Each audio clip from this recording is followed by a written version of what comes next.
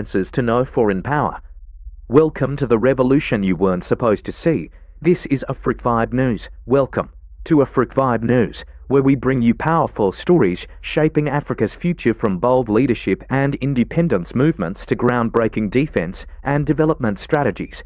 Today, we dive deep into one of the most revolutionary projects in African military history. In a time when the continent has been carved by colonial borders, constrained by donor-funded peacekeeping missions, and often silenced in global security conversations, three West African countries have decided enough is enough.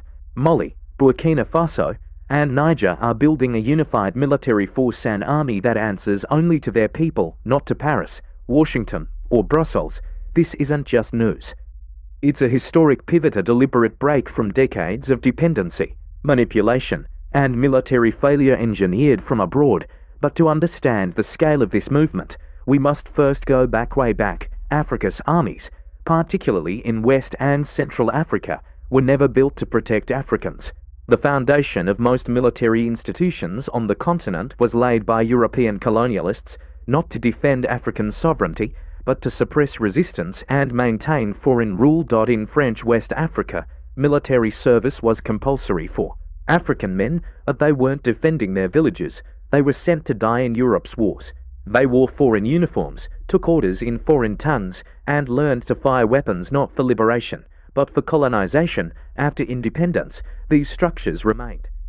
Most African armies didn't undergo serious reform. Colonial command, hierarchies, French doctrines, European ranks, and external dependency continued, and so, when insurgencies began to rise, first sporadically, then rapidly, most African militaries found themselves ill-equipped, poorly trained, and dependent on foreign partners to handle the growing chaos. Nowhere has this crisis played out more violently than in the Sahel, a vast, arid belt stretching across the width of the continent, plagued by jihadist militancy, climate shocks, and crumbling governance. Mali, Niger, and Burkina Faso have endured years of spiraling insecurity. From remote villages to major towns, entire regions have fallen outside government control. Foreign actors poured in with promises of help. France launched Operation Barkhane, the UN deployed MINUSMA peacekeepers, the US established drone bases, and billions in military aid flowed into the region. But despite all this, things got worse. Local communities witnessed a chilling pattern. The more foreign soldiers arrived, the more territory was lost, and the more civilians died. Armed groups adapted quickly. They learned the terrain, moved through forests and deserts, struck at will, and melted away. Foreign forces were slow, bureaucratic, and disconnected from the ground reality. Reports emerged of delayed air support, poor intelligence, and minimal engagement. Rules that left UN patrols sitting ducks in volatile areas. In some cases, foreign troops were even accused of negotiating local ceasefires with insurgents, allowing them to shift operations across borders in exchange for reduced pressure in select zones. These weren't peace deals. They were tactical compromises, quiet betrayals. The reality became impossible to ignore.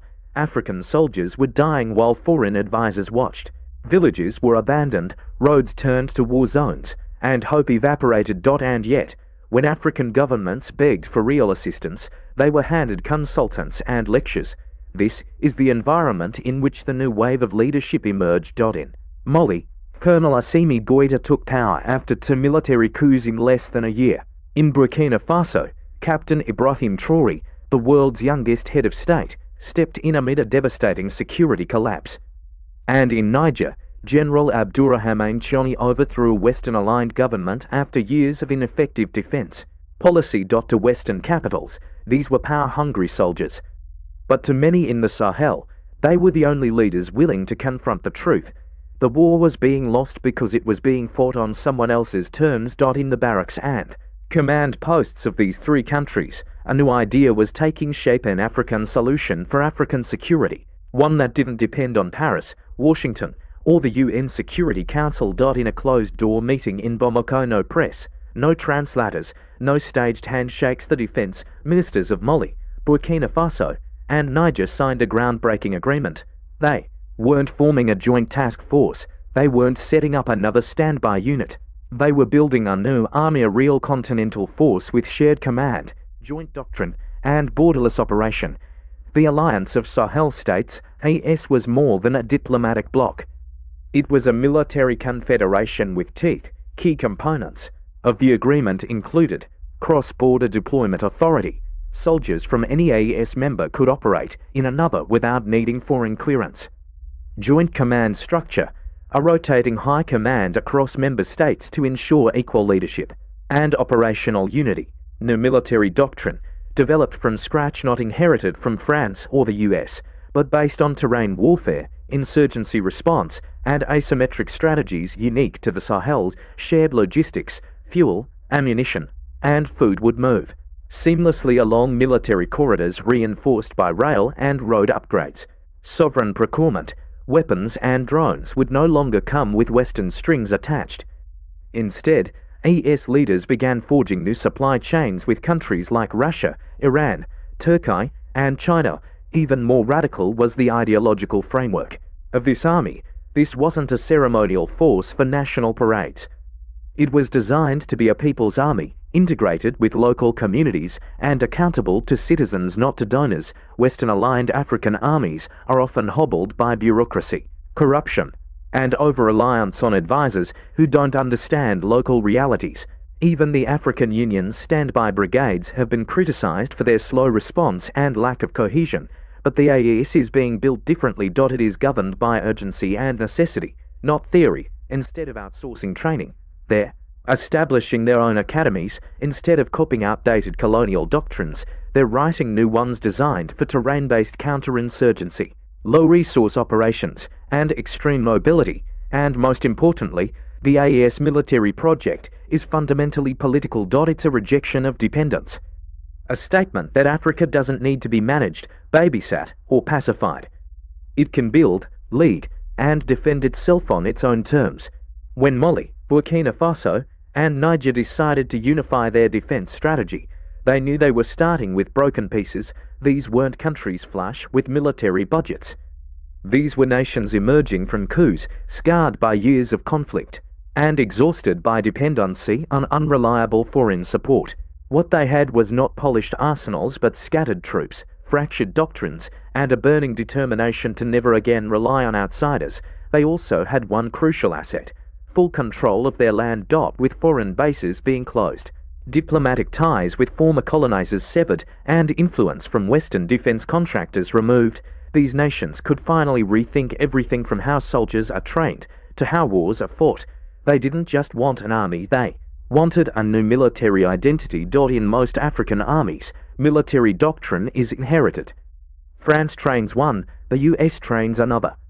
A British doctrine here, a UN peacekeeping manual there. The result: total disunity and no operational cohesion. Mali's army leaned heavily on French training manuals. Niger's command structure followed American counterinsurgency strategy. Burkina Faso's armed forces had been patchworked by successive governments and military partners. So the AES made a bold decision: throw it all away, start from scratch. In the second Bamako summit, military leaders and strategists came together to create something unheard of in modern African defense: a joint combat doctrine, not just a shared mission statement, but a tactical guide built from the ground up to reflect the terrain of the Sahel, from Mali's rocky highlands to Burkina Faso's savanna to Niger's desert plains. The enemy's mobility fast, decentralized insurgents using motorcycles, human intelligence networks, and drones. The limitations: low-tech gear, budget constraints, and no real-time foreign intel. The strengths: local knowledge, historical, warrior traditions, and a high degree of community loyalty. The doctrine emphasized joint patrols, mixed battalions across countries operating as one unit, asymmetrical warfare training, focused on light, fast movement, not armored parades. Decentralized command, units trained to act with independence, not wait for centralized orders. Cultural fluency, commanders would learn local languages, customs, and terrain, something no Western general could replicate. Instead of sending officers to Sandhurst, Paris, or Fort Benning, the AES opted to build its own training institutions. The first AES combat school is already under development on reclaimed military land in northern Burkina Faso, an area previously devastated by insurgent control. Now, It will become the beating heart of a new security doctrine. These institutions will not only teach tactics, they'll instill a shared identity, ensuring that a recruit from Mali can fight seamlessly beside a Burkina or Nigerian comrade. From uniforms to insignias, language of command to operational drills, unity is being hard-coded into the DNA of the force. Recruits are trained in local environments, not sanitized military bases, but actual forests, deserts, and riverine zones where combat happens. But more importantly, these academies aim to reorient the African soldier's role. No longer enforcers of political power or tools of foreign strategy, they are trained as defenders of the people, answering not just to their state, but to their communities, unlike ACOWs or standby forces, which are often paralyzed by bureaucratic turf wars and unclear command chains. The AES is instituting a rotating high command system. Here's how it works. Every year, one member country hosts the strategic headquarters. That country appoints a supreme joint commander. Officers from other countries relocate to serve under that command, rotating through new terrains, command cultures, and languages. This is not just symbolic. It's a forced integration system designed to tear down national silos, build trust, and eliminate friction between the member states. Think of it as military exchange with a purpose. Within just a few years, the AES expects to have hundreds of officers with cross-border leadership experience, something unheard of in most African defense systems. This makes the AES not just interoperable, but resilient. If one command structure is taken out, another can immediately take over. That's battlefield survivability, something foreign trained forces often lack. One of the most revolutionary steps in the AES security architecture is the creation of an independent communications and command network. The AES grid, Western defense systems rely on satellite coordination, cloud-based intelligence sharing, and foreign-operated logistics chains. This creates dependency and vulnerability. So the AES is developing a secure digital infrastructure, reportedly with help from engineers from Algeria, Iran, and even North Korea. This grid includes encrypted field radios immune to interception by Western SIGINT, ground-based data hubs that function under satellite blackout conditions, secure routing lines for command messages, movement orders, and surveillance data. This makes AES one of the few African military bodies capable of operating fully offline, without foreign surveillance or data monitoring. It's not just about privacy, it's about sovereignty, logistics, supply and arms. Breaking away from Western chains, no army survives on tactics alone. It needs fuel, food, weapons, uniforms, and transportation. Traditionally, African countries have imported their defense needs via Western-approved logistics chains, often tied to conditions like loan repayments, election compliance, or diplomatic concessions. The AES has declared this over. At the Bamako coordination meeting, defense ministers designated military corridors across the Sahel road and rail lines that would be upgraded, guarded, and prioritized for troop and equipment movement there, also cutting out old suppliers. Instead of relying on US or European vendors, AES procurement teams are signing contracts with Russia for light arms, armored vehicles, and military trainers, Iran for drone technology, anti-insurgency kits, and digital jamming tools, China for logistics vehicles, surveillance equipment, and communication gear, Turkey for light UAVs, paramilitary protective gear, and mobile command bases. Even more ambitious, the AES is planning a joint arms production zone, ammunition factories in eastern Burkina Faso, drone assembly lines in Niger, combat vehicle repair depots in Mali. This is about long-term sustainability. No more begging for bullets or waiting for spare parts. Africa is beginning to arm itself. The most radical difference between the AES and past African military efforts isn't just in hardware, it's in philosophy. The AES army is not being built as a shield for governments. It's being built as a weapon of the people. In Mali, traditional hunter guilds, the Dozo, long protectors of rural areas, are being formally integrated into the paramilitary patrol framework. In Burkina Faso, civilian watch groups are receiving training to work with the AES on intel collection and logistics. In Niger, tribal elders and community leaders are being embedded into recruitment planning to ensure fair representation and local trust. This isn't about creating militias. It's about ensuring the army grows out of the local soil, not imposed from above. Unlike ECOWAS or standby brigades that appear during crises and disappear after summits, the AES army is becoming permanent, rooted, and emotionally connected to the people it protects, and that makes it dangerously effective, because a soldier who fights for paycheck follows orders. But a soldier who fights for his village never quits. What began as a defense meeting in Bamako is now sending tremors across the globe, because when Africa builds an army, a real army without Western supervision, without NATO coordination, and without IMF signatures, the world pays attention, not because of what the army is, but because of what it represents. This isn't just a military, it's a rejection of an old order. For decades, African militaries were structured to serve as security extensions of the global north. They received funding from France, training from the US, and intelligence from NATO satellites. In exchange, they offered stability on someone else's terms.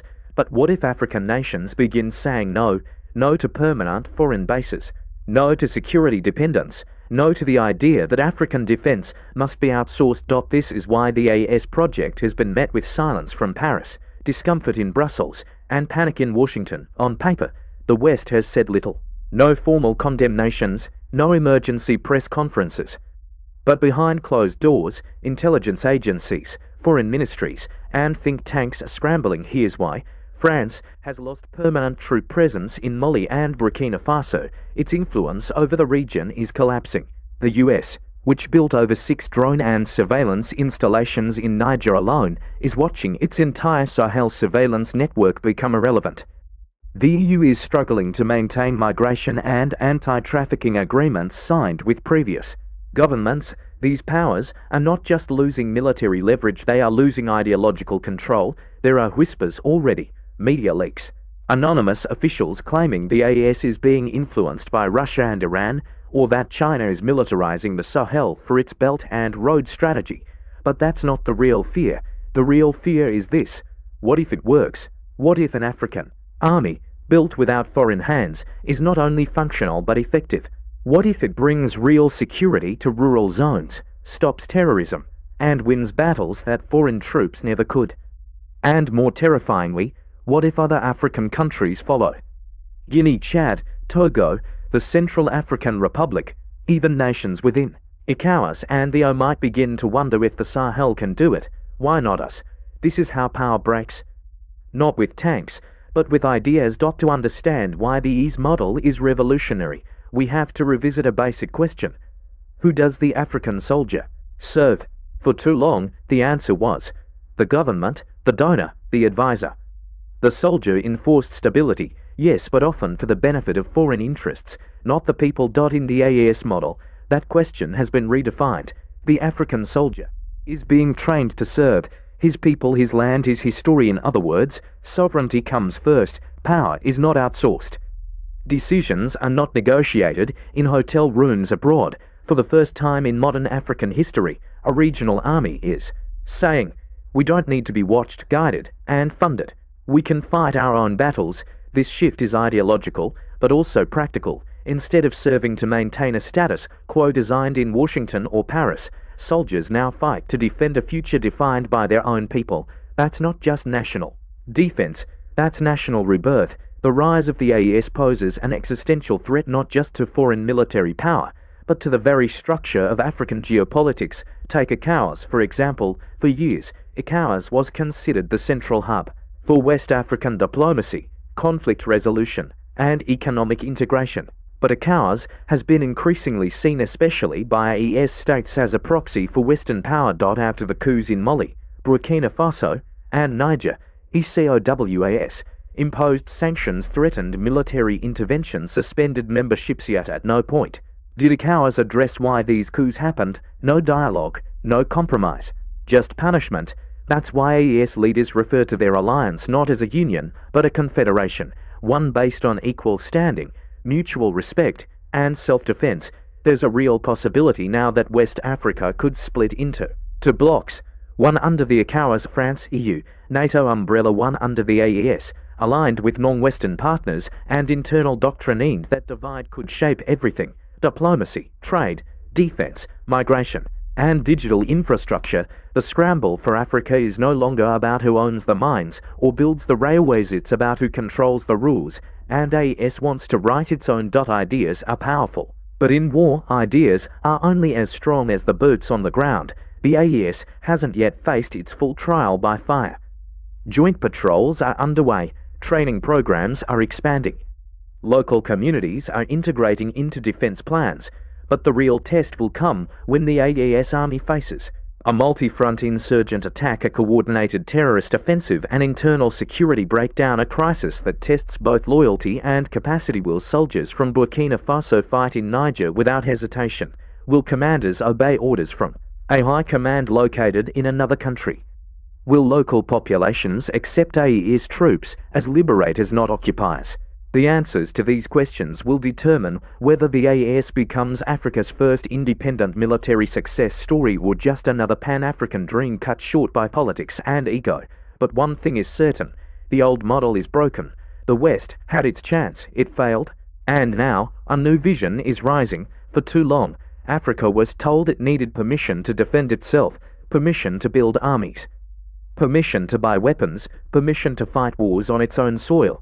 But now Mali, Burkina Faso, and Niger have shown the continent a different path, a path of defense without dependency. They've proven that unity is not a slogan, it's a strategy. That sovereignty is not a theory, it's a plan. And that the African soldier is not a proxy. He is a protector. The AES army is still young, its future is uncertain. But its message is already loud and clear. Africa will no longer wait, not for funding, not for peacekeepers, not for approval. If the continent is to be secure, it must secure itself. If it is to be free, it must defend its freedom with its own hands. And if it is to rise, it must do so on its own terms, because in the Sahel, a new Africa is being born, not in boardrooms, but in barracks. Not in treaties, but in trenches. And this time, the world is not invited to lead, it can only watch or follow. Thank you for watching Afrique Vibe News. Don't forget to like, comment, and subscribe for more in-depth stories on African development, resistance, and sovereignty. Turn on notifications so you never miss an episode.